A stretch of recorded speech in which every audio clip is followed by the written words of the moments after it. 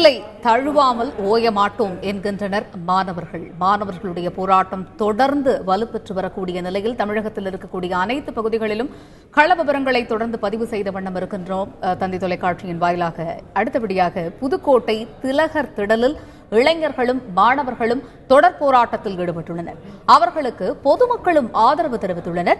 இதுகுறித்த தகவல்களை அங்கிருந்து நேரலையாக தருகிறார் எமது செய்தியாளர் சுந்தர். வணக்கம். புதுக்கோட்டையில் இருக்கக்கூடிய இந்த திலகர் திடலில் மாணவர்களுடைய எழுச்சி போராட்டம் தற்பொழுது எந்த அளவில் இருக்கிறது? மாணவர்கள் போராட்டம் தொடர்பாக என்ன கருத்துக்களை முன்வைக்கிறார்கள்? சுந்தர்.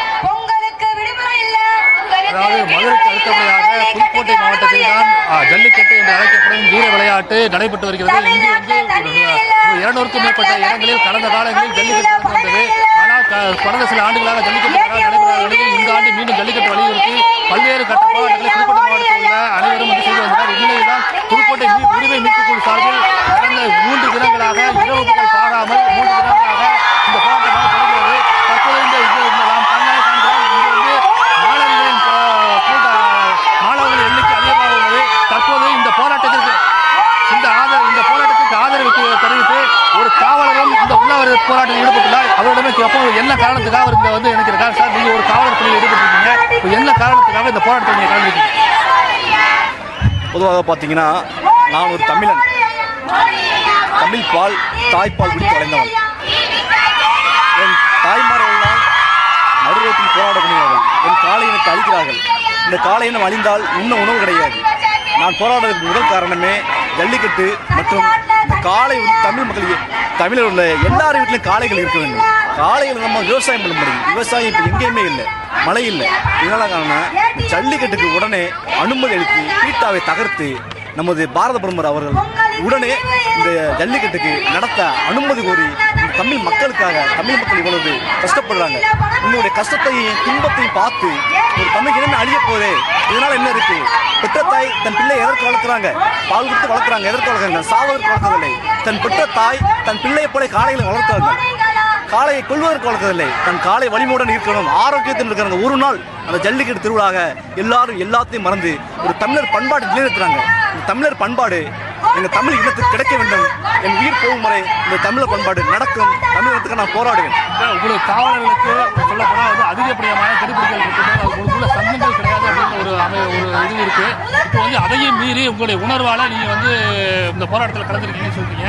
உங்களுக்கு வந்து அது ஏதாவது துறை ரீதியான சிக்கல்கள் வந்தால் அதுக்கு என்ன மாதிரி நீங்கள் நடவடிக்கை எடுத்துக்கீங்க? சார், என்னுடைய உணர்வு ரீதியாக தமிழ் மக்களுக்காக என் உயிரை கொடுக்க தயாராக வந்துட்டேன். என் உயிரை இங்கே தமிழ் மக்களோடு போகும்போது நான் பிறருக்கு வந்து பதில் சொல்லணும். காவல்துறைக்கு நான் சொல்லுவேன் என்னுடைய தமிழ் உணர்வு, தமிழ் ஆற்றல், நான் படித்த இந்த தமிழ் பால் தாய்ப்பால். அதனால தான் நான் வந்து இந்த அளவுக்கு யாருடைய கருத்து, யாருடைய இது இல்லாமல் என்னுடைய சுய சிந்தனையில், என்னுடைய சுய நினைவில் எனக்கு வந்து இந்த ஜல்லிக்கட்டு நடத்தி ஆகணும். காளை இனங்கள் அழிய வேண்டாம். விவசாயம் கண்டிப்பாக செழிப்போடு வளரும். இன்றைக்கு நாம் குடிக்க வேண்டிய பாலெல்லாம் உண்மையான பால் கிடையாது. அன்றைக்கு தாய்மார்களுக்கு பால் பசுமாட்டு பாலை கொடுப்பாங்க ஆரோக்கியத்துக்கு. அந்த பசுமாட்டு பாலை நம்ம ஆரோக்கியம் குடிச்சு இவ்வளவு படிச்சு முன்னேற இருக்க வாழ்க்கையில. அதனால அந்த காளை இனத்தை அழிக்காம பீட்டாவை வந்து தகர்த்துருங்க. பீட்டானால நமக்கு என்ன கிடைக்குது? இங்க தமிழ் இனமே அழிய போகுது. பீட்டா மட்டும் இருந்து இந்த தமிழகத்தை பார்த்துருவானா, காப்பாத்திடுவானா? உடனே பாரத பிரதமர் அவர்கள் கண்டிப்பாக எங்களுக்கு இந்த ஜல்லிக்கட்டு கோரிக்கையை ஏற்று எங்க தமிழ் இன மக்களுக்கு இந்த ஜல்லிக்கட்டு தடையை தகர்த்தி ஜல்லிக்கட்டை இந்த தமிழகத்தில் காலையில அவிழ்த்து விட நம்ம பாரத பிரதமர் அவர்கள் கண்டிப்பாக முயற்சி கேட்டுக்கொள்கிறேன்.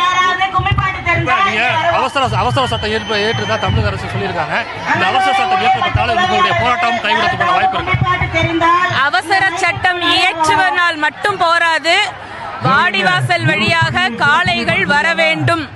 என்னைக்கு அது நடக்குதோ அன்னைக்கு தான் இந்த போராட்டம் வாபஸ் பெறப்படும். அது வரைக்கும் மாணவர்கள் ரொம்ப உறுதியா இருக்கிறாங்க. பொதுமக்களுடைய ஆதரவும் அதிகமாயிட்டே போகுது. அரசாங்கம் மக்களுடைய உணர்வுகளை புரிந்து கொண்டு விரைவாக நிரந்தரமான தீர்வை இதற்கு கொண்டு வரணும். சும்மா கண் துடைப்புக்கெல்லாம் எல்லாத்துக்கும் மயங்குற காலம் முடிஞ்சு போச்சு. வெச்சு வார்த்தைகளையும் வெச்சு வாக்குறுதிகளையும் நம்பி ஓட்டு போட்டு நம்பிக்கை துரோகத்தை தான் இது வரைக்கும் நம்ம மக்கள் பார்த்திருக்காங்க. இனியாவது மக்களின் நம்பிக்கைக்குரிய தலைவர்களாக நாட்டில் கிடைப்பாங்களா நாங்களாம் எதிர்பார்க்கிறோம். அது நடக்கணும்.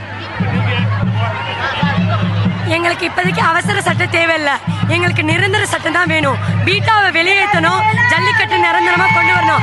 அதுக்கு நாங்கள் ஓய மாட்டோம். எங்களுக்கு நிரந்தர சட்டம் போகிற வரையும், வாடிவாசல் வழியாக மாடு போகிற வரையும் நாங்கள் வீடு வாசல் போக மாட்டோம். இதுதான் எங்களுடைய திறந்த முடிவு. இதுக்காக நாங்கள் கண்டிப்பாக இருப்போம். நான் தெரியாம தான் கேட்குறேன், கர்நாடகாவுக்கு வந்து எந்த நாட்டில் இருக்கு? இந்தியாவில் தானே இருக்கு. சுப்ரீம் கோர்ட்டு கொடுக்குற நீதியை வந்து அவங்க மதிக்காம போயிடுறாங்க. ஆந்திராவில் என்ன சொல்றாங்க, சேவல் சண்டை விடக்கூடாதுன்னு சொல்லியும் ஆந்திராவில் ஆளுங்கட்சியோட எம்எல்ஏக்களே வந்து சேவல் சண்டை விடுறாங்க. அவங்க யாராவது மதிச்சாங்களா சுப்ரீம் கோர்ட்டோட நீதியை? இல்ல கர்நாடகாவில் தண்ணி தர சொன்னாலே யாராவது எங்களை மேய்ச்சி ஒரு சட்டை தண்ணி விட்டாங்களா? எவ்வளவு பேர் அடிச்சு வெளியே துரத்துனாங்க. அவங்களாம் மதிக்காத சுப்ரீம் கோர்ட்டை நாங்க எங்க மதிக்கணும்? வாடி வாசல் திறக்கிற வரை வீடு வாசல் போக மாட்டோம். இதுதான் எங்க கடைசி முடிவு. சார், எல்லா வளங்களும் இருக்கிற நாடு நம்ம நாடு. உலகத்திலேயே தண்ணியே இல்லாத நாடு இருக்கு, பழமே இல்லாத நாடு இருக்கு, விவசாயமே செய்ய முடியாத பாலைவனம் இருக்கு. அந்த நாடெல்லாம் செழிப்பா இருக்கு. ஆனா எல்லா வளமும் இருக்கிற இந்த நாட்டுல இருக்கிற நாம தான் பிச்சை எடுத்துக்கிட்டு இருக்கிறோம் அடுத்தவங்க கிட்ட. இனி யாரும் எதுக்காகவும் வெளிநாட்டு பொருட்களை இங்க வாங்க கூடாது. எல்லாம் தடை செய்யப்பட வேண்டும். இதுதான் எங்களோட ஒட்டுமொத்த கோரிக்கை. தன்னுடைய வேலையும் பொருட்படுத்தாத வேலை செஞ்சாலும் பரவாயில்லை, ஜல்லிக்கட்டிற்காக நான் உயிரை கொடுப்பேன், உயிரை கொடுப்பதற்கு தயாராக இருக்கிறது, வேலை கொடுப்பதற்கு தயாராக இருக்கிறேன் என்று கூறி ஒரு காவலரும் இங்கு உண்ணாவிரத போராட்டத்தில் ஈடுபட்டுள்ளார். மேலும் வந்து இந்த நாளுக்கு நாள் புதுக்கோட்டை மாவட்டத்தில் இந்த போராட்டத்தின் கட்டம்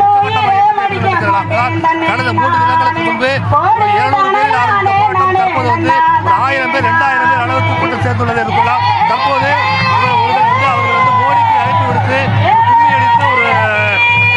கும்மியடித்து போராட்டத்தில் நாம் கண்ணாலே காண முடிகிறது. இந்த வாடிவாசல் திறக்கும் வரை இந்த போராட்டம் நீடிக்கும் என்பதே இவர்களின் கருத்தாக உள்ளது. கள விவரங்களுக்கு நன்றி சுந்தர். காளைகள் வாடிவாசலில் இருந்து துள்ளி வந்தாலே ஒழிய நாங்கள் எங்களுடைய போராட்டத்தை கைவிட மாட்டோம், அதுவரையும் எங்களுடைய போராட்டம் தொடரும் என்று புதுக்கோட்டை பகுதி